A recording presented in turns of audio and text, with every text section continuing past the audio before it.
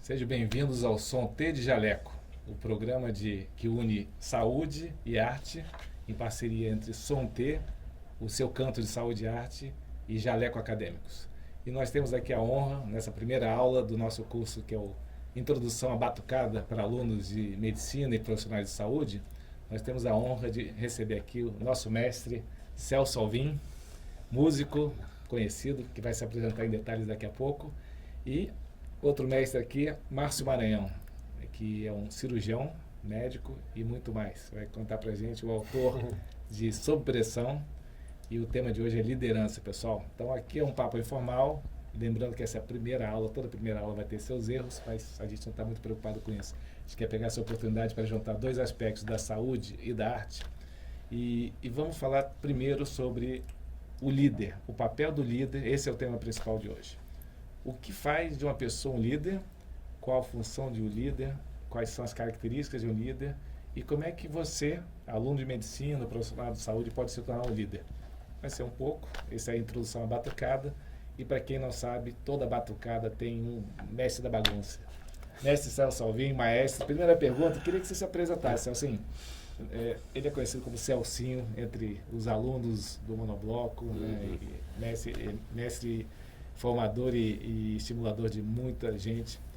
Mas fala de você, como é que você entrou na história da música? Fala da tua formação, Celso. Eu me interessei pela música ainda adolescente, no colégio, no Santo Inácio, com um grupo de amigos que curtia Beatles e tal, fui tocar bateria.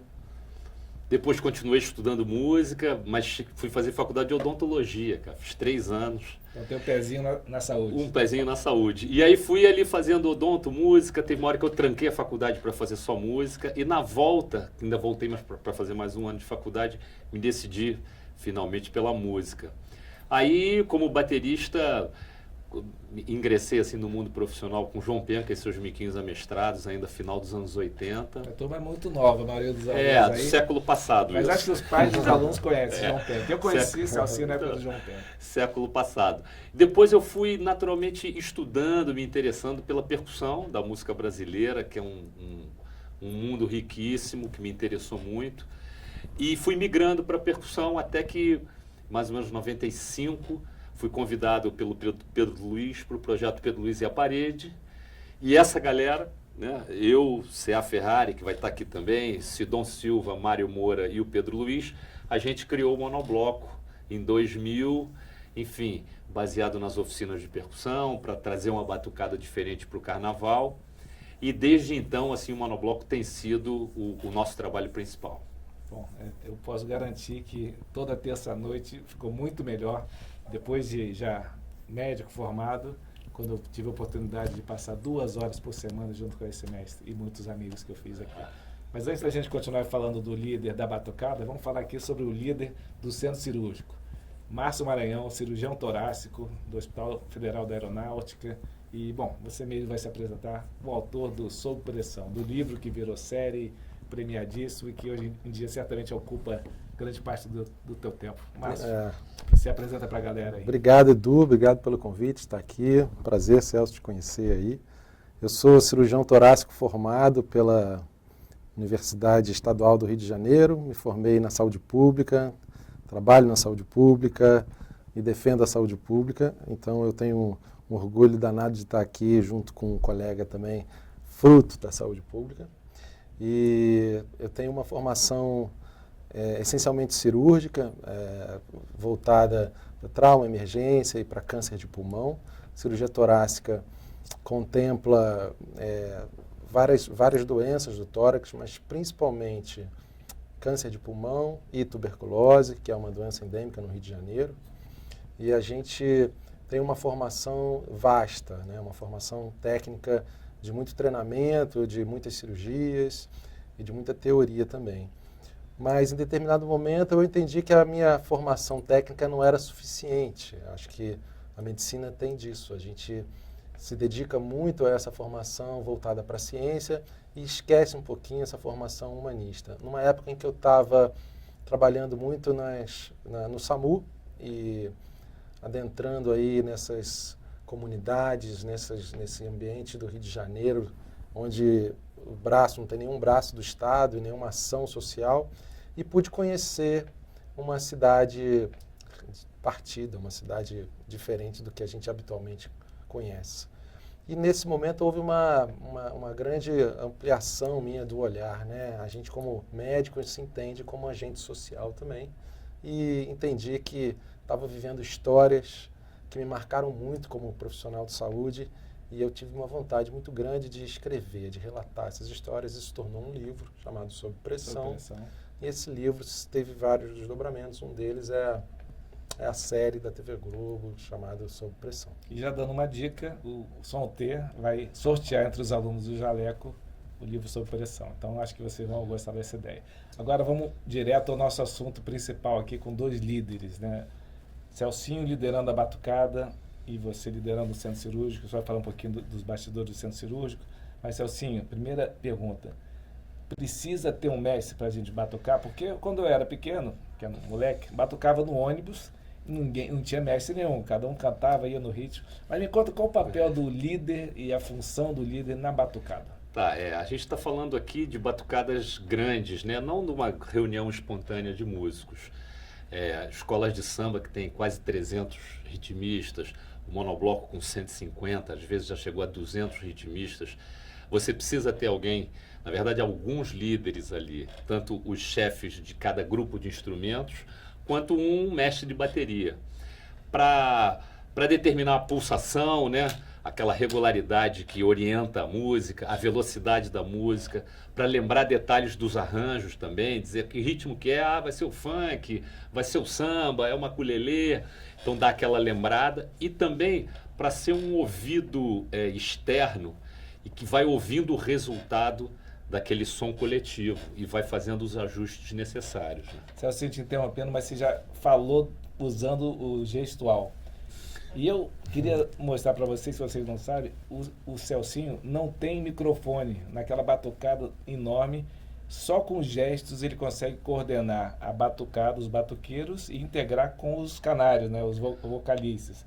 Então, fala um pouquinho dessa dificuldade, Celcinho, e quanto requer de treinamento, ensaio, para que a turma toda preste atenção em você, no meio daquela cerveja, oba-oba, todo mundo. Fala um pouquinho sobre isso. Já tomei muito esporro do Celcinho. O meu bordão principal é olha pra mim. Virou até o nome de um bloco. Olha pra mim. Na verdade, existe uma linguagem corporal, né? Uma escrita, uma notação corporal que vem dos mestres de escola de samba. Quando ele faz isso aqui, ou esse sinal aqui, já existe toda uma indicação de um elemento musical que todo mundo já reconhece a partir daquele código e reproduz. Tá agora. Então vamos lá. Isso aqui, por exemplo, a gente lá no monobloco a gente tem os símbolos para falar dos diferentes ritmos que a gente toca. Então aqui é o samba, aqui é o funk, aqui é o ukulele, o funk carioca. E dentro, por exemplo, do ukulele eu tenho uma levada, eu tenho uma outra variação que é a 2, tenho a 3 também. Então eu posso dizer, ó, ukulele 1, aí eu conto 1, 2, 3, 4, a partir desse treinamento que a gente tem, todo mundo reconhece e se lembra o que é o ukulele 1, e eu preciso só determinar aqui a pulsação para todo mundo se conectar e aquilo virar música. Eu ainda não aprendi o ukulele 4. Tem ukulele 4? Ainda não. Foi por isso. Mas no centro cirúrgico, eu sei que muitos de vocês, alunos, não vão querer ser mestre de bateria, mas estão aqui no curso meio de curioso. A gente faz no Som T sempre analogias, né? A gente vendo o trabalho, eu como médico, vendo o trabalho ali feito de forma brilhante pelo mestre Celso, e realmente é um trabalho de anos desenvolvendo aquilo, e cada ano o mesmo grupo vai evoluindo, uns vão evoluindo, mas a ideia é de melhorar. A gente vê um trabalho semelhante no que o Márcio estava descrevendo, a experiência do cirurgião, principalmente aquele que tem uma função de líder de equipe, ou no teu caso, Márcio, que é chefe de um centro cirúrgico ou de algumas equipes, e que a gente lembra que não é só o cirurgião. Ninguém faz nada sozinho. A gente vai voltar a falar sobre isso na batucada. Mas, Márcio, queria levantar essa bola para você falar. o mestre da bateria e o mestre ali. Tem sinais também no centro cirúrgico? Sim, eu queria convidar o Celcinho para visitar o centro cirúrgico lá para estabelecer alguns sinais, uma linguagem corporal, como você bem disse aí. E sim, o centro cirúrgico é fundamental, Celso, que a gente tenha essa comunicação, que essa comunicação seja bem clara, seja feita de forma bem definida. Você usa a linguagem corporal, a gente tem outros mecanismos de se comunicar dentro de um centro cirúrgico, mas a fraseologia, os termos que a gente usa são próximos, assim. A gente tem que entender que a comunicação é sede dos maiores números de eventos. Tudo que pode dar errado num centro cirúrgico começa com uma comunicação atravessada. Se a gente tem na bateria alguém que atravessa, no centro cirúrgico nós também temos esse atravessamento do ritmo, do compasso. Isso tudo começa justamente nisso que você mostrou, na comunicação. Quando a comunicação não é combinada, bem estabelecida, não é clara, num ambiente que tem a tendência não é ser harmonioso, é o que a gente faz na gestão de um centro cirúrgico. Eu faço a coordenação do centro cirúrgico, são 7.000 cirurgias por ano. Então, são bastante cirurgias.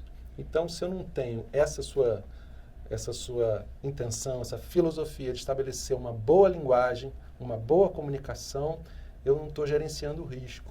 E justamente gerenciar o risco começa uma boa comunicação. Mas aí vou te provocar, Márcio. Tem, de forma semelhante ao mestre Celso ali, você está no centro cirúrgico, um ambiente que muitas vezes... Vou simular aqui, você é o cirurgião principal de uma equipe que está dentro de uma cirurgia difícil, para a qual tem treinamento antes. Como é que forma a equipe? Como é que o instrumentador sabe no teu gestual, se é que tem um gestual, qual é a pinça que você quer? Fala um pouquinho sobre essa organização, e eu sei que você faz simulação, né? Sim. Até no set, aí se você quiser emendar isso também como o teu papel entrando sob pressão, que tem as gravações. Fala um pouquinho, porque aqui eu estou entre dois amigos e o objetivo é pegar o máximo possível de informação para você, estudante de medicina, e ver que existem formas várias de ser médico e profissional de saúde. Eu acho que a principal função como maestro, como regente, de um centro cirúrgico, e como líder de uma equipe, primeiro é você reconhecer as particularidades da sua equipe ou reconhecer as particularidades de cada instrumento. Quem fala mais alto, quem fala mais baixo, a importância de cada um. Acho que, a começar, você tem que saber por exemplo, quem é o surdo. Quem é o surdo de primeiro, o surdo de segundo. Não, o Celcinho vai explicar aqui para você. O coração da bateria. Essa, na verdade, é a próxima pergunta para o Celcinho. Quem são os elementos da bateria? Então, eu não quero me adiantar, mas é porque no centro cirúrgico, na liderança de um centro cirúrgico, para liderar uma equipe, para liderar uma cirurgia, ser líder não significa ser chefe. Ser líder significa você reconhecer quem é a sua equipe, a maturidade da sua equipe ou dos integrantes da bateria, quem toca mais, quem toca menos, quem quer falar mais alto, quem quer falar mais baixo, e ditar como se fosse um surdo, para você ditar a filosofia, o compasso em que aquela cirurgia vai acontecer. Então você tem um estilo, e esse estilo de liderança, ele, fazendo analogia, ele na verdade, quem diz isso é o surdo. Pode ser o surdo de primeiro, o surdo de segundo, mas quem faz isso numa cirurgia é o líder. E começa por aí. E tem gestos, assim, do cirurgião? Tem gestos. Quais assim, são? Mas Ele já falou do macolelê, você não falou isso aqui, que é a bossa, né? Depois você volta, é a parada. Numa cirurgia tensa, onde você não pode olhar para a instrumentadora, existem gestos, né? Isso aqui você está pedindo lâmina de bisturi, isso aqui você está pedindo a Kelly, isso aqui você está pedindo uma gaze montada. São gestos, uma linguagem corporal, sem precisar falar nada e sem precisar olhar para a pessoa, mas que é um combinado. Então, a cirurgia acontece também, usa desses recursos, né? Maravilha. Então, vou voltar aqui para o Celcinho, porque Márcio já deu para notar que ele é músico também. Eu não apresentei dessa forma, mas toca uma guitarra com os filhos. Eu diria que, como músico, eu sou um ótimo cirurgião. Eu diria isso. Mas o teu objetivo não era ser músico profissional, sim, né? A gente faz bagunça. Legal, que bom. Celcinho, uma das curiosidades é que, como a gente falou no curso de introdução à batucada, é saber quais são os elementos da bateria. E obviamente, você, como mestre, montou a tua bateria. Né? Não sozinho, claro. Mas a gente sabe que tem tantos instrumentos, a gente ouve de vez em quando, eu vejo os instrumentos, mesmo tendo alguma experiência e exposição à bateria monobloco, de vez em quando eu vejo um instrumento diferente numa determinada bateria, sei lá, sopro, ou um timbal, ou chequerê, instrumentos que não são tradicionalmente utilizados na escola de samba. Você quer falar um pouquinho sobre isso, para os alunos entenderem como é que se compõe uma bateria? Tá. O instrumental do monobloco é baseado na orquestração da escola de samba, né? Samba, né? Então, a gente tem os surdos, que são os tambores graves. Os surdos de primeira e segunda, eles no samba marcam a pulsação. Quim, cum, quim, cum, quim. Tem um surdo entre eles, que é o surdo de terceira, que já faz um fraseado, que apoia um pouquinho o surdo de primeira, mas também é uma das características de cada bateria. Quim, cum, cum, quim, cum, cum, quim, cum, cum, quim. Aí você tem as caixas, instrumento que vem da percussão militar, que faz uma condução entre as notas de surdo e também é uma das assinaturas de ritmo de cada escola de samba. Como assim? Por A exemplo, gente vai ter uma aula só de caixa com o Tá. Fred Castilho, É. mas acho que é importante, na visão do mestre, dizer qual o papel e, como você diz, uma assinatura da escola de samba. O que isso quer dizer? isso quer dizer assim, por exemplo, tem uma caixa que é o chimbal. Tac, tica, tac, tica, tac. Essa caixa é usada na Vila Isabel. Já tem uma caixa em cima, Salgueiro. que é característica do Estácio de Sá, depois do Salgueiro também. Outra que é da Mocidade. Se você ouve aquele bolo da escola de samba, você não identifica tanto isso, mas quando você passa a conhecer essas diferentes batidas, você vai vendo que a bateria da Mangueira não tem o surdo de segunda, tem uma batida de caixa característica, o surdo deles de terceira faz um outro ritmo. Você já vai reconhecendo o sotaque de cada bateria. Aí tem o repique, que apoia também a caixa e o surdo. Esses instrumentos são o peso. Não sei, a galera que pega no pesado e que sustenta o ritmo ali. O chocalho, o tamborim e o agogô são instrumentos de frente, mais metálicos, com som mais agudo. Mais leves até para conduzir. Mais leves, em que em algumas horas fazem uma condução junto com o ritmo ali. Em outras horas eles fazem uns desenhos que conversam com a melodia do samba. Então são importantes também para você variar ali o teu cenário musical e rítmico, né? Então, a partir disso, você vai criando arranjos, levadas, etc. Na escola de samba, a cada ano eles criam um arranjo diferente, porque cada samba vai pedindo um arranjo, né? Então faz sentido, Celcinho, dizer que, voltando à questão da assinatura, porque isso não é um conceito tão evidente, né? Que as escolas de samba, depois a gente vai falar dos outros ritmos, mas as escolas de samba desenvolveram ao longo dos anos a sua assinatura, que não varia de ano para ano, né? Você não vai mudar um ano a caixa, você falou da caixa, a caixa do Salgueiro não vai mudar de um ano para outro e ficar tocando igual da Mocidade, porque isso é importante como identidade. Identidade, sim. Mas, como a cada ano tem um samba novo, é importante que tenha variações e esse fica com os instrumentos, essa fica com os instrumentos mais leves. Com o surdo de terceira, que também conversa com os arranjos, com os instrumentos menores e as famosas paradinhas, né? Aquelas convenções que estão cada vez maiores e mais sofisticadas. Viraram paradona, né? Que são também, assim, momentos que fazem parte da competição, inclusive. Então, é o arranjo que você faz para cada samba naquele ano é o grande desafio de cada mestre de bateria. Que maravilha. Então, voltando aqui para o nosso mestre em surdo no centro cirúrgico, se vocês ouvirem a trilha do Som T, ela tem tum tum tum tum tum tum. Foi feita com surdos, na verdade foi feita um surdo só com o Mário Moura, agradecendo o mestre Mário, meu professor de surdo, e que o surdo de primeira é um som mais grave e o surdo de segundo, um som menos grave, ou mais agudo. Né? E nós, como alunos de medicina, como médicos, ouvimos isso na ausculta cardíaca. Então é muito interessante fazer uma analogia entre os sons do surdo e os sons da ausculta cardíaca para mostrar que a música ela está presente no nosso aprendizado de medicina, mesmo não querendo. Né? Eu falo medicina para todos os profissionais da saúde. Então, entender isso e que um terceiro som, que seria no caso do surdo de terceira, pode representar um som anormal, a terceira bulha ou a quarta bulha, que é assim que a gente se refere, e eu sou um pouquinho mais agudo, assim como o surdo de terceira. Então, tum, tum, tum, tum, tum, tum. Esse terceiro som, ouvindo isso na medicina, a gente sabe que é algo anormal, o que é muito normal e desejado no samba, né? Agora, Márcio, tum, tum, tum, tum, parada cardíaca no centro cirúrgico. E você tem toda uma equipe, todo um plano, e você, de repente, tem que improvisar. Qual o papel do líder nessa hora? Como é que você treina para situações não previsíveis, né? O que aí obviamente envolve todo o hospital, mas você como líder de um grupo, agora saindo dos mestres só do centro cirúrgico, que é o pequeno naipe, né, que você escreveu os grupos de instrumentos, mas você coordenando um centro cirúrgico como um todo. Como é que você treina a turma para que naquele momento tão crítico todo mundo se concentre, as pessoas olhem para você, ou nem olhem para você, já saibam o que vão fazer? Fala um pouquinho sobre essa situação. Essa paradinha é diferente da dele, né? Essa parada... Que seja a mais curta possível. Mais curta possível. Não pode ser uma parada muito longa. Aliás, teve uma parada um ano na Mangueira, acho que foi o Ivo, fez uma parada de 3 minutos, né? Ousado, minimamente. Mas vamos falar de uma parada aí que não passe de 3 minutos. Pois é, toda parada, e eu acho que toda parada tem um risco, né? Assim, é um risco, né? Então, o centro cirúrgico, gerenciar um centro cirúrgico é você reconhecer os riscos. Uma parada cardíaca no centro cirúrgico pode acontecer.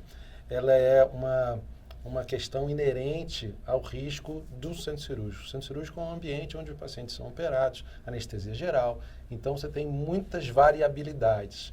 Um trabalho que se faz no centro cirúrgico é você conter a variabilidade, diminuir as incertezas ou prever aqueles riscos que são previsíveis, porque certamente você também está trabalhando com a imprevisibilidade. Então, de forma geral, para você ter segurança no centro cirúrgico, você precisa reconhecer os riscos, diminuir a variabilidade, reconhecer também incertezas que são gerenciáveis e outras incertezas que não são, não gerenciáveis, né? que fazem parte do ofício, da medicina, do ambiente de cirurgia de tamanha complexidade. Existem padrões, né? Eu imagino que você tenha, e para cada cirurgia você espera um determinado padrão, e quando sai do padrão, aquilo... Sem dúvida, são resultados esperados, é o que a gente espera. E eu acho, Edu, fazendo essa costura com vocês em relação à comparação que você fez com a música, com o ritmo do coração, quando a gente amplia o olhar e a gente pega a música, a gente pega artes plásticas, literatura, qualquer outra coisa que incorpore a nossa atividade, é sempre um olhar mais ampliado sobre aquilo. A gente está aqui fazendo uma analogia entre música e gênero, mas tem tudo a ver, tudo a ver. Então, esse entendimento da participação de cada instrumento numa orquestra de percussão, aqui no caso, ela é fundamental, você entender a contribuição de cada parte para o resultado final. Então, gerenciar um centro cirúrgico, você estudando uma bateria de percussão, você tem como fazer ligações, pontes, porque é justamente isso que você falou. Você tem que se programar e prever e bolar um plano de contingência para essas imprevisibilidades. Desculpa te interromper, mas pegando um gancho aí disso que ele está falando, que tem uma questão que é você também conseguir estabelecer uma relação de confiança com a galera que está ali, né? Você quer que cada um faça o melhor, que cada um se sinta bem, você está ali para também ajudar a resolver eventuais conflitos, mas numa situação de emergência, que no nosso caso não mata ninguém, mas mata o ritmo da música, né? Se a bateria atravessa, é a nossa parada cardíaca, né? O que é atravessar? Atravessar é quando uma parte do grupo toca em outra pulsação. Quando a pulsação não fica clara para todo mundo, e aí tem uma parte da galera que está ouvindo a música em outro lugar. E está tocando em outro lugar. Então a bateria que era para fazer tum, tim, tum, tim, tum, tim, tum, aquela cadência dos instrumentos, ela desanda.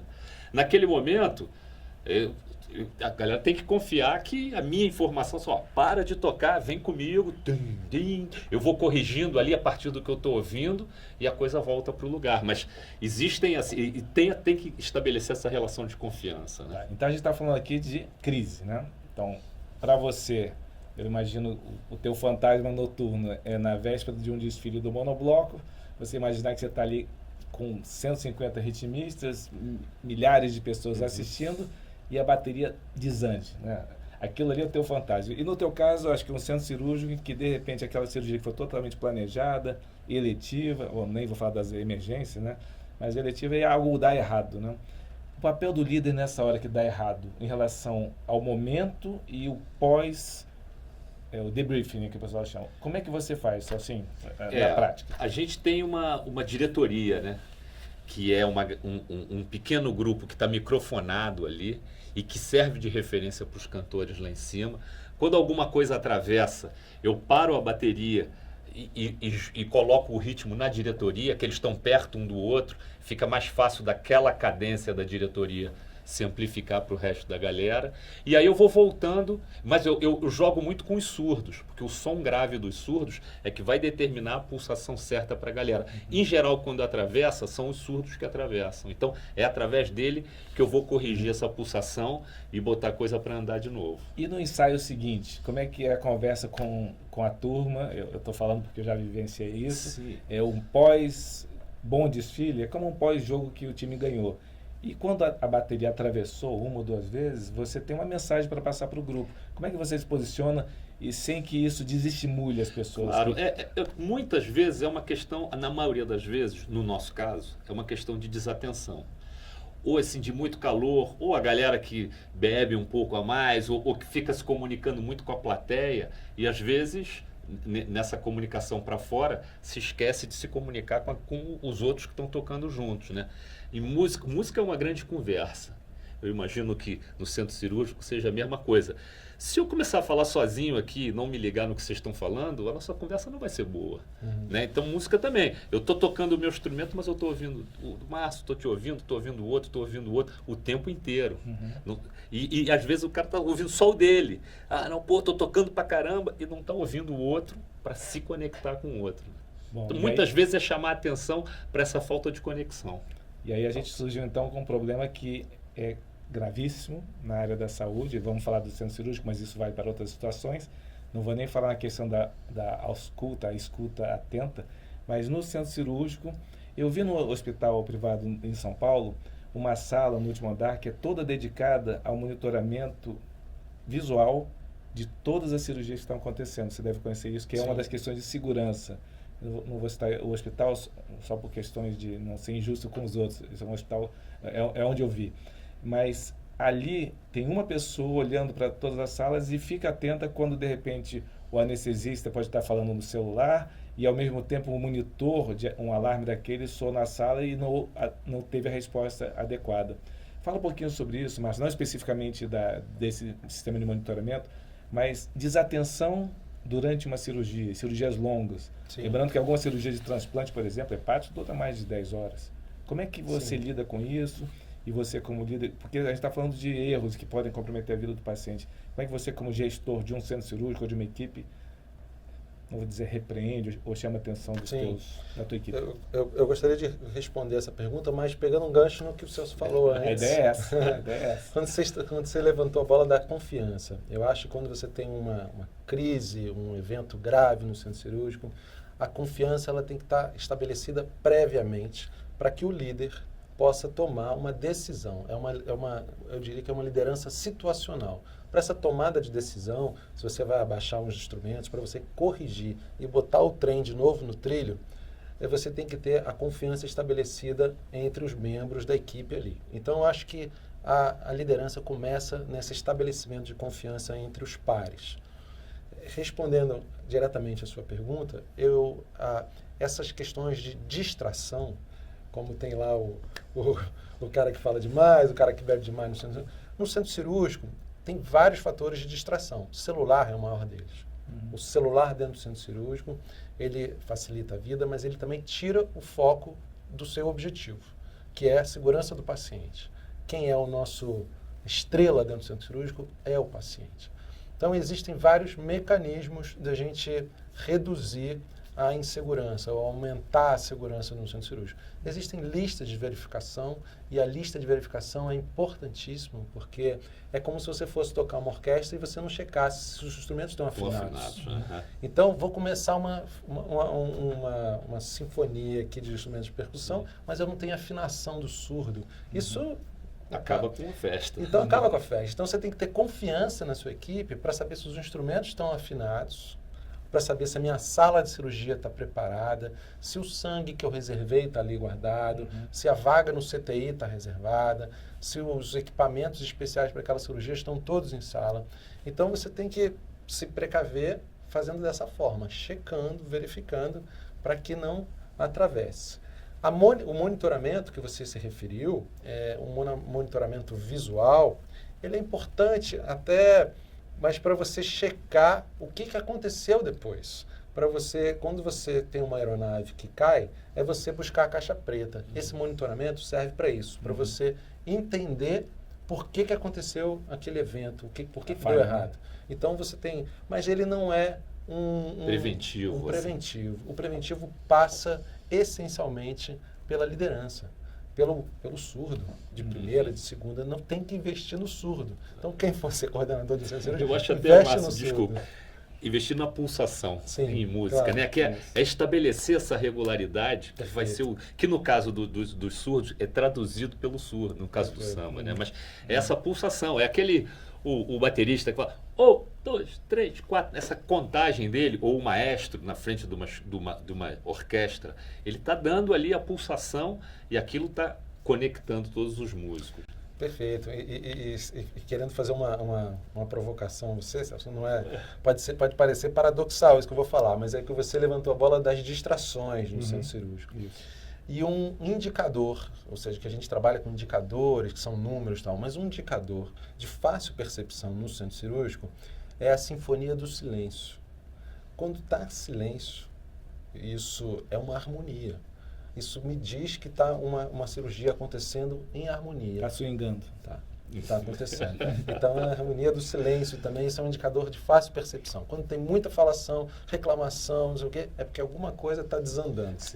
E quando a plateia do Fundação Progresso, que é onde com frequência nós nos apresentávamos, está em silêncio, isso é um bom sinal ou não? Não. Pois é. Quando às vezes a gente investe numa música, faz um arranjo super legal, achando que ela vai acontecer, e silêncio. Uma plateia tá ali xoxa, aí você fala, não deu muito certo. Aí lança o Taj Mahal. Aí lança uma das... lança a mão de um remédio ali emergencial para botar o adrenalina. Pessoal, vocês estão vendo aqui que esse bate-papo poderia durar 3 dias, né? Mas a ideia aqui é realmente uma introdução à batucada. Cada aula que vai falar um pouquinho sobre esses elementos, aqui a gente está falando sobre a liderança, são elementos que são fundamentais não na música somente, não só na batucada, mas na nossa vida de profissional de saúde. E eu vou fazer aqui uma última pergunta, ou penúltima, vamos ver como a gente vai andar, na escolha e na montagem da sua equipe. Vê que a gente está falando muito de equipe, não existe líder sem equipe. Como é que você, Celso, escolhe, e aí a gente tem 2 níveis, né?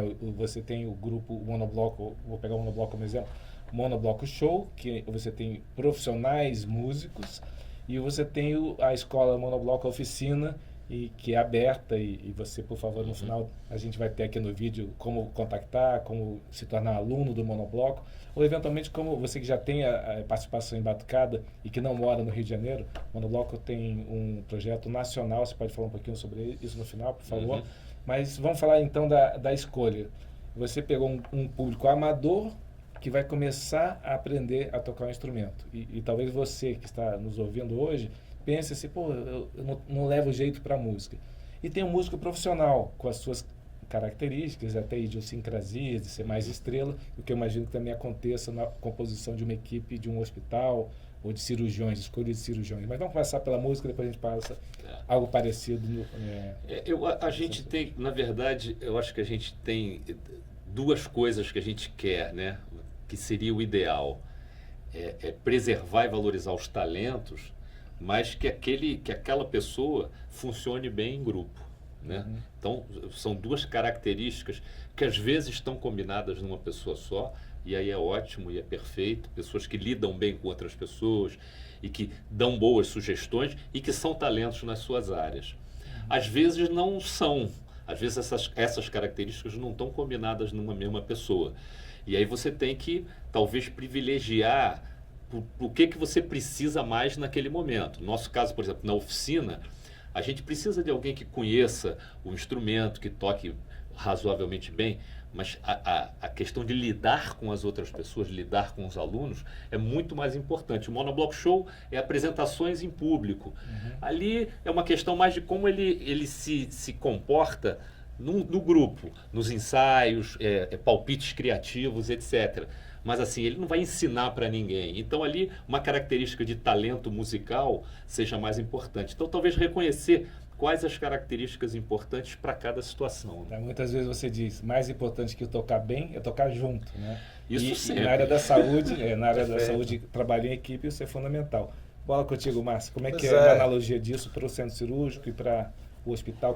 Composição, você foi chamado agora, simulação, foi chamado para montar uma clínica de médio porte numa cidade de médio porte e precisa de uma equipe cirúrgica, né? O hospital que vai fazer cirurgias variadas. Como é que você vai selecionar o teu time ou formar o teu time, né? Porque a oficina é para formar e o profissional... Eu vou montar o meu time exatamente como o Celso montaria o dele. Exatamente. Assim, eu acho que a gente tem que avaliar primeiro o desejo, a vontade daquela pessoa de estar inserida nesse grupo, né? Que é a sensação de pertencimento, né? Qual que é o desejo dela, o compromisso dela com aquela atividade ali que a gente estaria ali supostamente para realizar, né? Eu acho que tem também a ver com a habilidade do paciente, do profissional, que tem a ver com as habilidades, né? O talento, os recursos que cada pessoa tem para desenvolver aquela atividade. E principalmente a atitude. Não adianta a gente ter um talento se não tem uma atitude de uma habilidade pessoal para lidar com um grupo, né? Então, eu costumo dizer isso, que são 3 letrinhas. É o CHA, que é o C de comportamento, o H de habilidades e o A de atitude, que é a vontade, o desejo de estar ali presente naquela atividade. Então, aqui já quase encerrando e te fazendo uma pergunta, nem todo mundo, nem todo aluno de medicina ou de profissional de saúde, ele se identifica com essas habilidades, né? Dá para aprender isso tudo? Lidar bem com gente? Tem pessoas que são mais introvertidas, né? Dá para aprender, desenvolver isso com o decorrer da carreira? E quais seriam as técnicas ou ferramentas para melhorar? Seja na habilidade cirúrgica, seja na habilidade com outras pessoas. Como é que você orienta e sugere para os nossos alunos que estão assistindo? Sim, desenvolver a habilidade técnica, eu digo para vocês, Edu, para o Celso, que é a coisa mais fácil que tem. Desenvolver a técnica, isso é treinamento, isso é investimento do seu tempo nisso. Seria o músico que ensaia sozinho. Estudar. Sim, estudar. Exatamente. Não tem atalho, é estudo.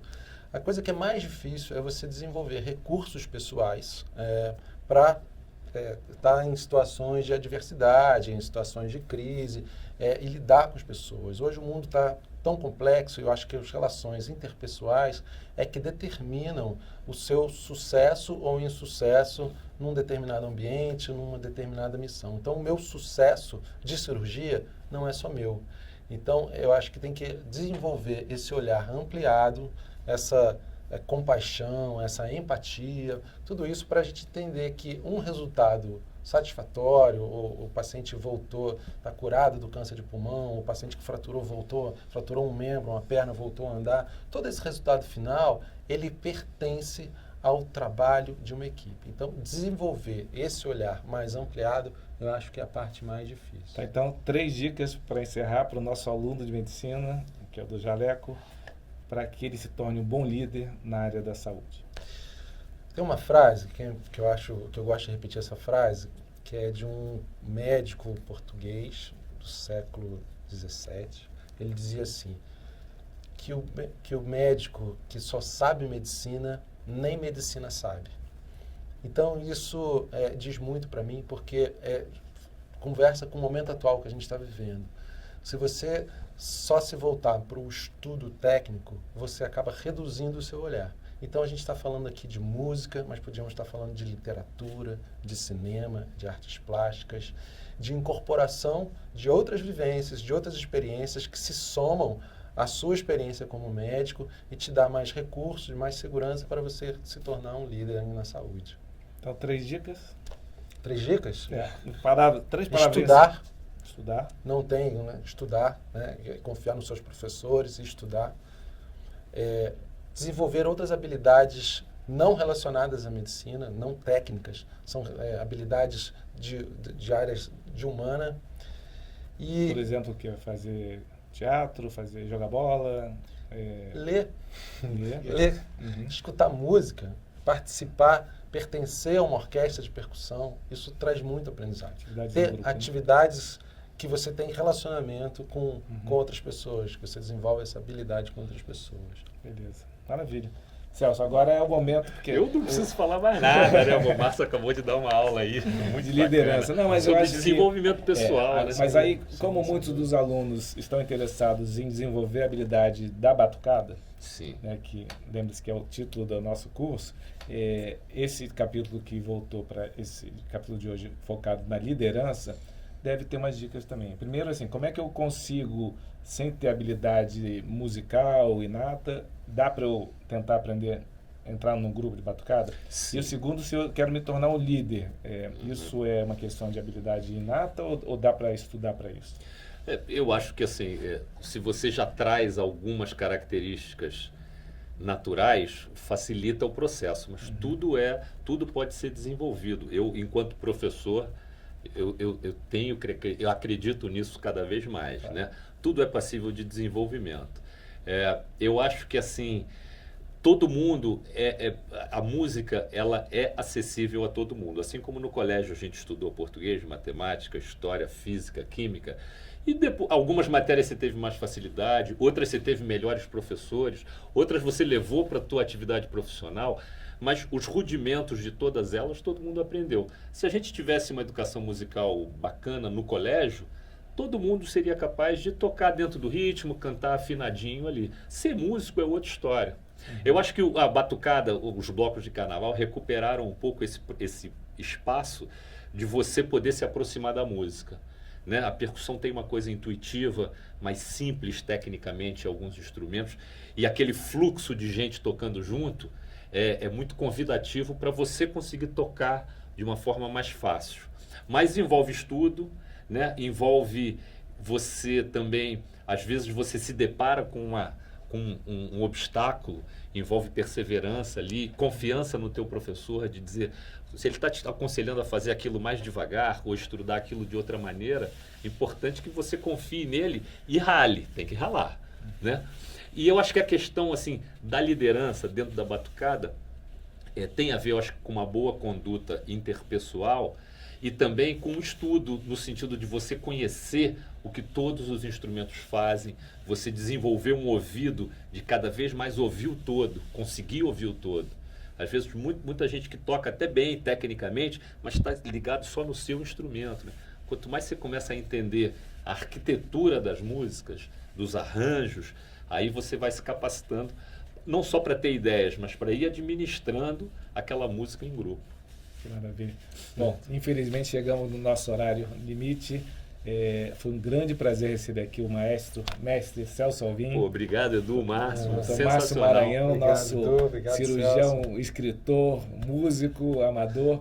E eu queria, assim, nós teremos aulas sobre cada elemento da bateria, né? Vocês vão ter acesso nas próximas aulas. A gente está aqui com vários convidados. Mas eu queria sempre, ao final, deixar uma oportunidade para os nossos amigos músicos que estão nesse momento de dificuldade em que a cultura está sofrendo pela pandemia e por todas as circunstâncias que estão acontecendo.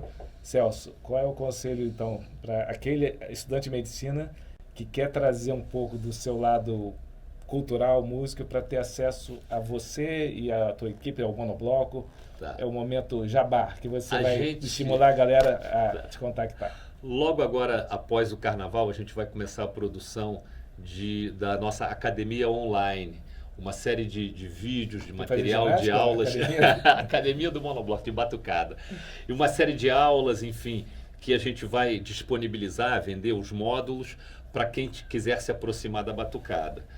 A questão das nossas oficinas presenciais, que hoje acontecem, ou melhor, ano passado aconteceram no Rio, São Paulo e BH, a gente vai esperar o segundo semestre para ter uma ideia melhor de como e quando essas atividades podem ser retomadas. Mas provavelmente a partir de maio a gente vai estar lançando já alguns módulos da nossa academia online. Fica ligado nas redes sociais do Monobloco. Tá, e a gente vai botar aqui no anúncio de como fazer o link, inscrição, contato com o Celso Alvim, e-mail, Instagram. E agradecer a vocês pela paciência. E, bom, é fácil ter paciência quando tem dois convidados como esse. Muito obrigado mais uma vez. Celcinho, Valeu, Márcio. obrigado.